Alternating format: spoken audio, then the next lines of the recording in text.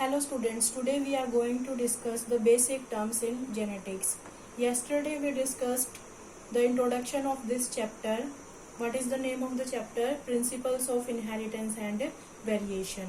So today we will learn the basic terms, because after understanding these terms then it will be very easy to understand this chapter. So firstly, the term is gene. So this gene, what is gene we can say? So that gene is known as the factor by Mendel. Mendel don't know what is gene, but he know there are some factors which are responsible for the transmission of character from parents to offsprings.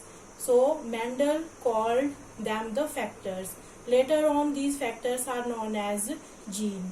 So what is gene? To understand it, firstly we can take the example of a cell.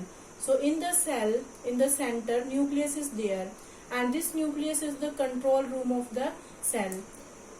So in the nucleus, the scattered material is the DNA, and this DNA condensed to form the shape of the chromosome, because DNA is very long molecule, and to condense it in the nucleus, it make the shape of the chromosome. So what is chromosome? Chromosome is nothing, but it is made up of DNA and protein. Now what is gene? So the part of that chromosome, or we can say the very small part of that chromosome, because chromosome is made up of DNA, so we can say the part of DNA also. So the part of the DNA that form a protein is known as a gene.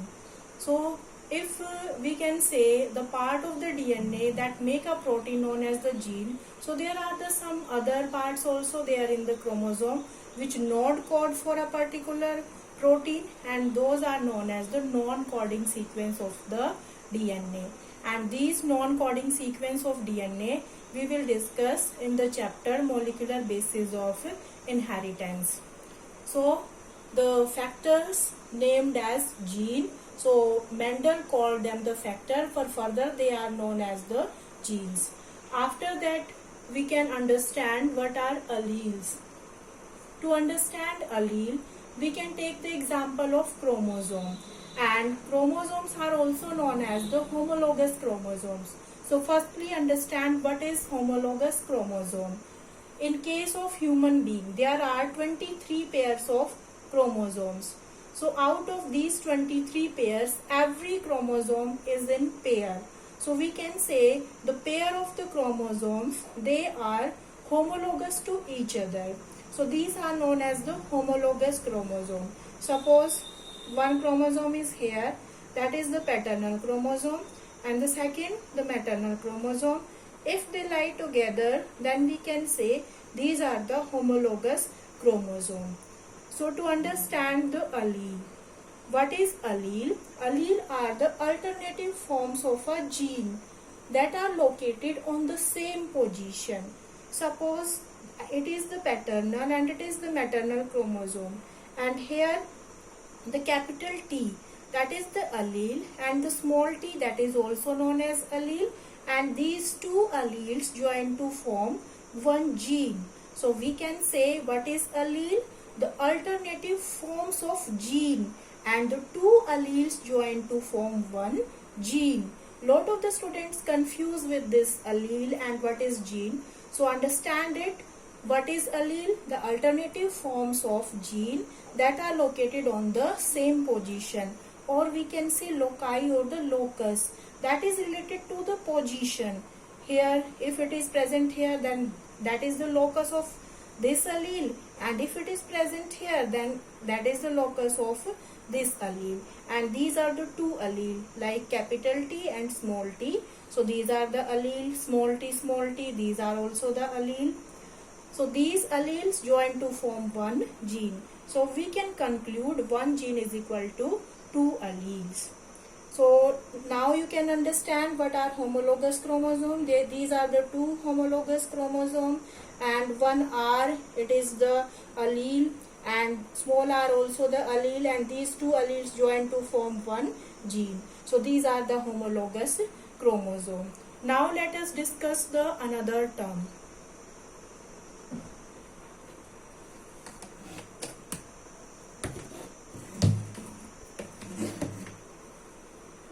next condition is the homozygous condition.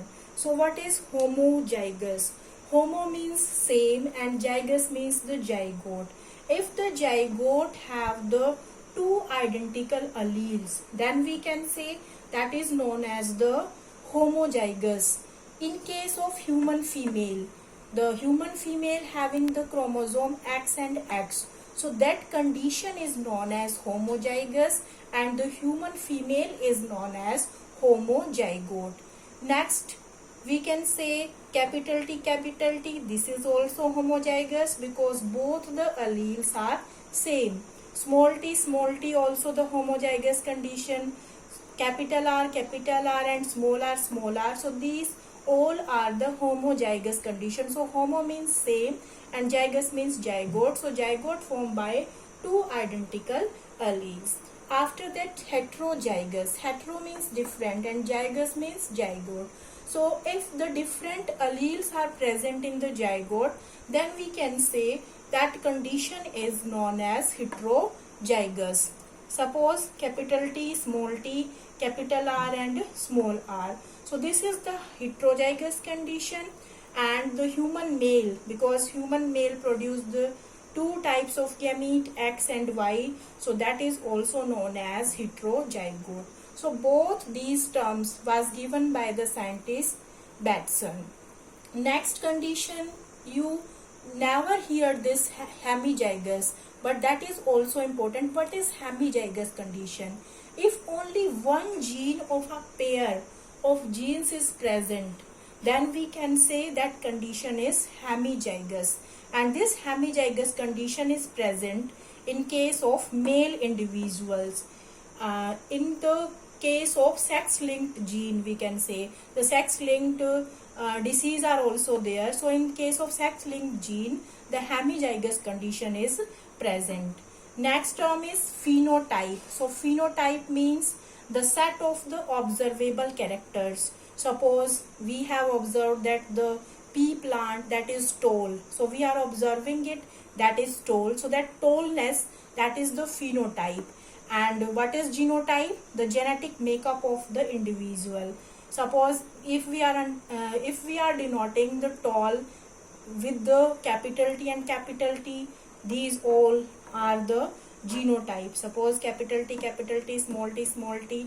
So these separately they are known as the allele. Together we can say the genes, and they are the genetic makeup, so we can call it the genotype.